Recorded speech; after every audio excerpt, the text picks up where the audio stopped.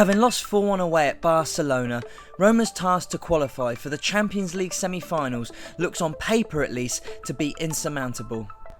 The Rome side have only scored 12 goals in 9 Champions League fixtures this season, with 6 of those coming against Chelsea in a 3-0 home win and a 3-3 away draw. But the Giallorossi have played 4 home fixtures in the Champions League and have not conceded once. Indeed, while their inability to score more than once against a weakened Qarabag FK might give some cause for concern, at their best and at home, this tie is not beyond Roma to salvage. Against Barca in the away leg, Roma lined up in a 4-5-1 that morphed into something more like their standard 4-3-3 when in possession. Perotti on the left pushed forwards especially, while Florenzi also got forwards on the right, both seeking to support Edin Dzeko. When defending, Daniele De Rossi dropped in behind the midfield to create a 4-1-4-1 with a pressing system that engaged, then dropped, then engaged again. When Barca's centre-backs had the ball, Dzeko would press the passing channel while one of the 2 higher central midfielders would push forwards to close the man. If the ball went wide, then the wide players of Roma would press too.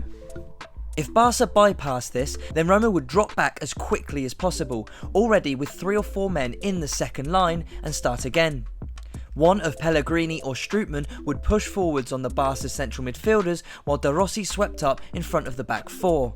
As Suarez and Messi moved left and right, they would be handed over between the back line, and again, Roma sought to press aggressively out wide. This system actually worked better than a 4-1 scoreline might suggest, but Roma were vulnerable in the half spaces, especially on their right, where Andres Iniesta drifted in from Barca's left midfield. This is one area that Roma must tighten up in the second leg. Too often, as Florenzi pushed out to mark or press Jordi Alba and Bruno Perez patrolled the wide right of Roma's back 4 to shut off the overlap, a space opened up down the half space into which one of the Barca forwards or a midfielder pushing up could move into. Iniesta could then cut inside and play a pass vertically between Perez and the right-sided Roma centre-back, and Barca would find themselves in behind the Roma defence. Obviously, merely keeping Barcelona out will not be enough for Roma.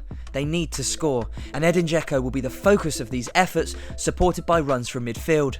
Roma like to get the ball wide from direct vertical passes before effecting a cross, where Dzeko's aerial ability comes into play. Ernesto Valverde's favoured 4-4-2 does leave Barcelona slightly vulnerable to this, especially if the fullbacks are caught high up the pitch. Both Ruben Semedo and Jordi Alba like to get forwards, and with 2 in central midfield, even with Iniesta tucking in, this can leave diagonal through passes on into the space left behind the fullbacks. While Barca also pressed effectively in the first leg, if Roma can bypass this or achieve turnovers and counter-attack from these situations, Barcelona will leave gaps.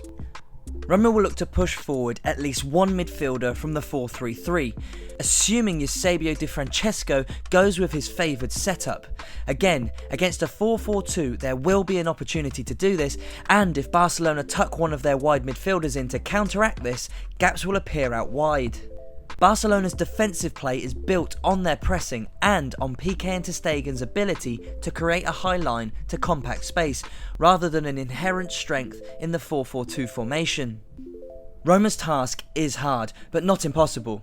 They have to shut down one of the best front pairings in world football, who scored 7 Champions League and 48 La Liga goals between them, retain their aggressive pressing game without leaving gaps, and score 3 against a team who've averaged 62% possession in the Champions League this season and only given up 9.4 shots per game. But as their performances against Chelsea showed earlier in the competition, they can score goals, and defensively, Roma are solid enough to keep a clean sheet. It's whether they can do it at the other end that will determine this tie.